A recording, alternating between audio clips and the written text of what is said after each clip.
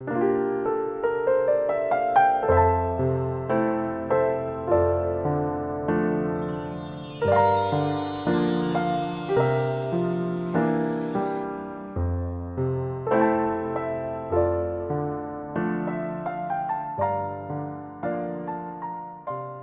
42장 1절에서 17절 말씀을 교독합니다.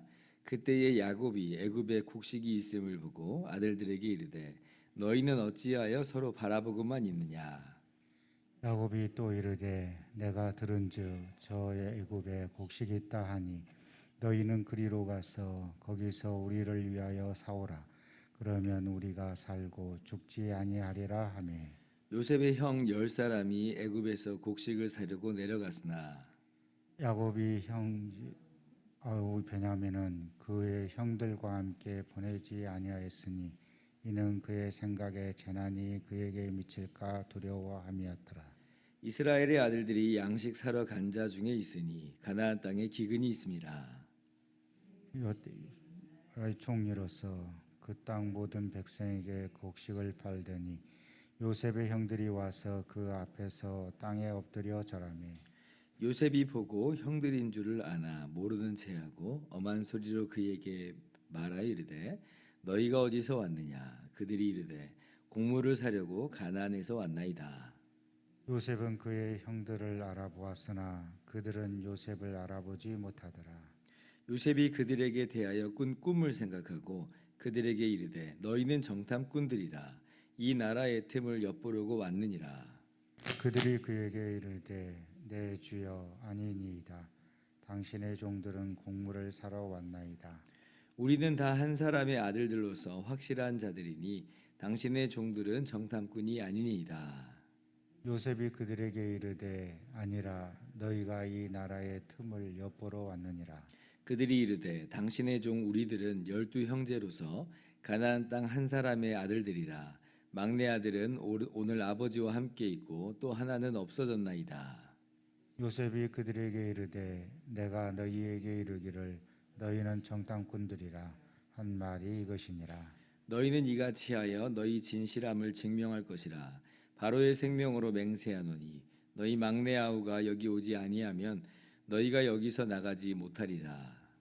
너희 중 하나를 보내어 너희 아우를 데려오게 하고 너희는 같이어 있으라. 내가 너희의 말을 시험하여 너희 중에 진실이 있는지 보리라. 바로의 생명으로 맹세하노니 그리하지 아니하면 너희는 과연 정탐꾼이니라 하고 같이요. 그들을 다 함께 3일을 가두었더라. 아멘. 할렐루야. 하나님의 크신 은혜와 평강이 오늘도 변함없이 여러분 가운데 가득 넘치기를 주님의 이름으로 축원합니다. 요셉이 꿈을 해석한 대로 애굽에 7년 된 흉년이 들었습니다. 그런데 이 흉년은 애굽 땅에만 있는 그런 흉년이 아니었죠. 가나안 땅까지를 포함한 아주 광범위한 그런 흉년, 기근이었습니다. 요즘으로 따지면 아마 이상 기후 현상이 고대 근동 전체 지역을 아마 덮친 것이라 이렇게 볼 수가 있겠습니다. 그러니까 이제 어떻게 해요? 곡물이라고 하는 것은 우리의 밥이잖아요. 먹고 매일매일 먹고 살아야 되는 거예요. 먹지 않으면 죽을 수밖에 없어요. 그래서 죽지 않고 살려면 곡식을 곡물을 구해야 됩니다. 그런데 이 곡물이 지금 어디에만 있냐면 애굽에만 있는 거예요. 요셉이 이제 그렇게 준비를 했잖아요. 그래서 각국 백성이 애굽으로 양식을 사러 이제 갑니다. 그러니까 가나안 땅에 살고 있는 이 야곱의 가족들도 예외는 아닌 거죠. 역시 이제 먹을 게 떨어진 거예요. 애굽에 곡식이 있다는 소식은 들었어요. 그래서 아들들에게 이야기하는 겁니다. 가서 곡식을 사와라. 그래야지 우리가 산다라고 하는 거예요. 그런데 오늘 말씀 보니까 그 아들들을 이제 보내는데 4절 보니 막내인 베냐민은 보내지 않습니다. 왜 막내인 베냐민은 안 보내는가 말씀 보니까 여전히 이제 이 야곱 안에 20년 전에 트라우마가 작동하고 있음을 우리가 볼 수가 있죠. 예전에 20년 전에 요셉을 형들에게 보냈었잖아요. 어떻게 잘 지내고 있는가, 양들을 잘 치고 있는가. 지금 그 알아보라고 보냈는데 그런데 갔던 요셉이 돌아오질 못했어요. 형들의 보고를 이제 들어서는 짐승에게 찢겨 죽었다. 이런 이제 보고가 돌아오는 거죠. 그러니까 이제 베냐민도 이 형들과 함께 보냈다가는 또 다른 뭔가 일이 있을지 않을까 이런 생각을 하는 거예요. 형들을 못 믿은 것, 그러니까 이 요셉의 형들을 못 믿은 것은 아니겠지만, 그런데 이제 우리는 이 모든 걸 다 알고 있잖아요. 굉장히 의미심장하죠. 형들이 그때 요셉을 팔아버렸잖아요. 그러니까 우리도 좀 조마조마하죠. 만약에 이때 베냐민이 형들하고 만약 같이 갔으면 형들은 이 베냐민을 또 어떻게 할까라고 하는 이런 조바심이 우리 가운데 있을 수 있어요. 야곱은 뭐 여기까지 생각은 못했겠습니다만은 그래도 어쨌든지 간에 뭐 어떤 일이 뭐 있을까 하여서 베냐민을 보내지 않아요. 야곱은 오늘 이 모습을 볼 때 여전히 이 편애라고 할까요? 이제 그런 감정이 야곱 안에 있음을 볼 수가 있죠. 그때도 이제 요셉을 다른 아들보다 더 사랑했잖아요. 채색 옷을 입히기까지 했잖아요. 왜냐하면 사랑하는 라헬의 아들이기 때문에 요셉을 어떤 다른 아들보다도 사랑했습니다. 마찬가지로 베냐민도 역시 요셉의 동복 동생이잖아요. 라헬의 아들이니까 베냐민을 향한 사랑은 아마 다른 형제들을 향한 사랑보다, 다른 아들들을 향한 사랑보다 더 컸던 것으로 우리가 말씀을 통해서 오늘 확인할 수가 있는 거죠. 그래서 요셉의 10명의 형들만 이제 애굽에 도착을 하게 됩니다. 그런데 거기에 누가 총리로 있어요? 요셉이 지금 총리로 있잖아요. 형들은 뭐 상상조차 못하는 일이에요. 애굽 좀 약간 마음에 꺼림직하고 걸림은 있었을 거예요. 아, 요셉을 우리가 애굽에 팔았었는데, 아마 그런 꺼림직함은 있었겠지만 그래도 아마 20년이나 지났는데 아무런 소식을 우리가 뭐 듣지 못한 걸 보니 아마 죽었을 거야 라고 아마 생각을 하면서 꺼림직한 마음을 좀 묻어두고 이렇게 왔을 거예요. 뭐 저 사람이 지금 요셉이라고 상상을 못하는 거죠. 그냥 그놈만 총리가 지금 저기 앉아 있는 것뿐이에요. 그래서 그 총리가 곡식을 팔고 있으니까 형들은 아이고 애굽의 총리로구나 하면서 절을 합니다. 6절 말씀 한번 같이 읽어볼까요? 시작. 때 요셉이 나라의 총리로서 그 땅 모든 백성에게 곡식을 팔더니 요셉의 형들이 와서 그 땅에서 그 앞에서 땅에 엎드려 절하매. 요셉의 형들이요, 요셉에게 엎드려 절을 하는 거예요. 이게 기가 막힌 거죠. 기가 막힌 거예요. 형들이 요셉에게 절을 했다. 여러분 어떤 사건이 딱 떠올라요? 어떤 내용이 딱 떠올라요? 그 20년 전에 요셉이 이 형들에게 의해서 종으로 팔려가기 전에 요셉이 꿈을 꾸잖아요. 근데 그 꿈이 어떤 꿈이었냐면 요셉의 곡식단은 일어서고 형들이 묶은 곡식단이 요셉의 곡식단에게 절을 하는 꿈이었어요. 그 꿈이 지금 이 42장 6절에서 정확하게 이루어지는 거예요. 정확하게 이루어져 있어요. 형들이 절을 하는 것도 물론이고요, 그것도 다름 아니라 어떠한 명목과 어떠한 이유로 절을 하냐면 곡식 때문에 지금 절을 하고 있거든요. 그러니까 형들이 곡식이 없어요. 형들이 묶은 곡식단은 의미가 없는 거예요. 그건 떨어져 버렸어요. 없어요. 그러니까 살기 위해서 요셉에게 찾아온 거예요. 요셉의 곡식단만 의지한다는 거거든요. 지금 바로 그런 모양이 이 오늘 말씀 속에서 그대로 성취되는 거죠. 그래서 우리는 여기서 참 무릎을 탁 치게 됩니다. 야, 정말 놀랐구나. 그 요셉이 꾼 꿈이 바로 이런 거였구나. 단순히 이게 뭐 누가 높고 낮고 이런 내용이 아니었구나. 우리는 그 꿈이 그냥 요셉이 높아지는 꿈인가 보다 이런 생각을 뭐 하잖아요. 요셉의 형들도 요셉이 그 꿈을 이제 이야기했을 때 네가 우리를 다스리게 되겠느냐 이런 식으로 얘기를 했거든요. 그러니까 지금 형들의 머릿속에는 또 어쩌면 우리 마음속에는 높고 낮은 그 얘기만 잔뜩 들어가 있습니다. 이게 우리의 관심사거든요. 항상 우리의 이 땅에서의 관심사는 누가 더 높고 누가 더 잘 나가고 여기에 우리의 관심사가 온통 집중돼 있어요. 그래서 거기에 시기와 질투심이 우리 안에도 막 작동을 하잖아요.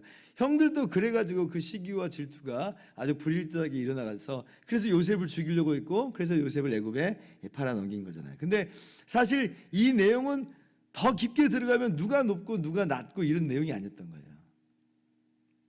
생명을 살리는 것에 있어서 요셉을 의지하는 바로 그러한 내용이 더 핵심의 그런 내용이었던 거죠. 그래서 지금 형들이요, 나는 무릎 꿇기 싫었는데 저놈이 높아져가지고 어쩔 수 없이 무릎을 꿇네 이런 지금 내용이 아니에요. 그러니까 전혀 이게 지금 뭐 지위 고하의 문제가 아니다는 것을 깨달아요. 누가 시켜서도 아니고 살려고 무릎 꿇은 거예요. 살려고 찾아왔고 살려고 무릎을 꿇었습니다.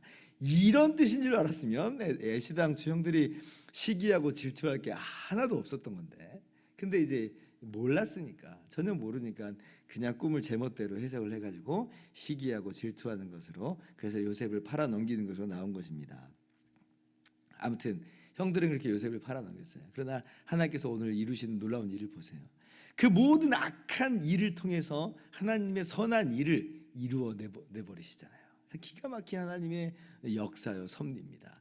그 악한 일들이 악하지 않다는 거 아니에요. 그 악한 것들은 분명히 악하다 하면서 정죄당함이 마땅합니다. 그러나 하나님의 역사는 그 모든 악함 가지고서도 이 놀라운 일을 이루신다. 하나님은 선하심 가지고도 일을 하시지만 하나님은 능치 못하신 하나님이에요. 그 악함 가지고는 열매가 나올 수 없을 거라고 생각하는 악함들인데, 그 악함을 가지고도 놀랍게 기가 막히게 역사하시는 전능하신 하나님이시다. 우리를 향하신 하나님의 선하신 놀라운 계획과 섭리가 우리가 있음을 다시 한번 확인할 수 있으면 좋겠습니다. 예수 그리스도 안에서 하나님의 그 선하신 그 놀라운 계획과 섭리가 우리 안에서도 완전하게 이루어짐을 믿으시기 바랍니다. 이것이 우리가 가지고 있는 은혜고 꿈이고 비전이죠. 자, 그래서 형들은 요셉을 몰라봤지만 요셉은 형들에게 다 알아봤죠. 근데 이제 의아한 좀 대목이 나와요. 뭐냐면 바로 그 즉시로 정체를 드러낼 수 있었겠잖아요. 그리고 혹은 또 정체를 드러냄과 동시에 바로 복수할 수 있었을 거예요. 정탐꾼이들이다, 잡아 넣어라 하면서 그러면서 끌려나갈 때 내가 누군지 알아 하면서 이제 정체를 딱 드러낼 수도 있었을 텐데 그러진 않아요. 요셉은 형들을 테스트합니다. 정탐꾼이 아니라는 것을 증명하기 위해서 막내 동생을 데려와야 된다는 거예요. 그리고 이제 그때까지 3일간 감옥에 가두어둔 겁니다. 이게 복수는 아니에요. 어떤 증오나 어떤 미움의 감정에서 하는 것은 아닙니다. 만약에 복수하고 보복할 거였으면 그냥 이렇게 뭐까지 할 필요 없잖아요. 그냥 바로 그냥 감옥으로 넣고 정체를 드러내고 목을 쳐버리면 이제 되는 거예요. 근데 그렇게 하지 않아요. 그러니까 복수는 아니라는 거예요. 그러나 뭐는 없냐면 형들에 대한 신뢰는 여전히 없죠. 그러니까 형들이 신뢰를 깨뜨렸으니까. 근데 이 신뢰를 요셉이 내가 당신을 믿어주겠어 해서 그 신뢰가 회복되는 건 아니에요. 형들이 그 신뢰감을 다시 증명해 줘야 돼요. 다시 보여줘야 돼요. 그래야지 이 형제간에 다시 화해함이 있고 화목함이 있을 수 있는 겁니다. 지금 그리고 요셉이 딱 볼 때 누가 없어요? 베냐민이 없잖아요. 그러니까 베냐민이 왜 없는 것에 대해서 생각을 아니할 수가 없죠. 그러니까 자기의 그 옛날의 가정사에서도 문제가 있었던 것처럼 베냐민과의 관계도 여전히 형들이 불편한 관계에 있을 수 있다고 충분히 예상할 수 있는 그러한 내용들이잖아요. 그러니까 베냐민이 같이 안 왔나 보다. 베냐민도 아마 형들이 시기하고 질투하나 보다 이렇게 생각을 할 수 있었을 거예요. 그래서 테스트하는 과정이 필요한 거고, 그래서 오늘 이렇게 요셉이 자신의 정체를 쉽게 드러내지 않고 그렇게 화해할 수 있는 어떤 계기를 그렇게 마련하는 거죠. 그래야지 이제 진짜 화해가 됩니다. 형들이 변화된 모습을 보여줘야지 진정한 이제 화해가 있게 되는 거예요. 이게 안 되면 보복은 안 하겠죠. 보복은 끝까지 안 할 거예요. 그러나 진정한 화해는 없어요. 비즈니스 관계가 돼버려요. 계속 형들은 그냥 곡식 사러 오는 것뿐이고 요셉과 형들은 남남처럼 지내게 될 수밖에 없는 겁니다. 요셉이 정말 하고 싶은 건 뭐냐면요, 진정한 화해를 하고 싶은 거예요. 진정한 화목을 하고 싶은 거예요. 내가 당신들을 보복하지 않겠다는 거예요. 그런데 당신들이 변화된 그 모습으로 보여줄 때 이것이 진짜 우리가 화해하고 하나가 되는 것이다. 나는 그걸 원한다 라고 하는 의미가 바로 이 테스트다라고 하는. 그래서 이 테스트가 이제 어떻게 진행되는지를 우리가 계속해서 말씀을 통해서 우리가 볼 수가 있는 것입니다. 자, 오늘 말씀을 정리합니다.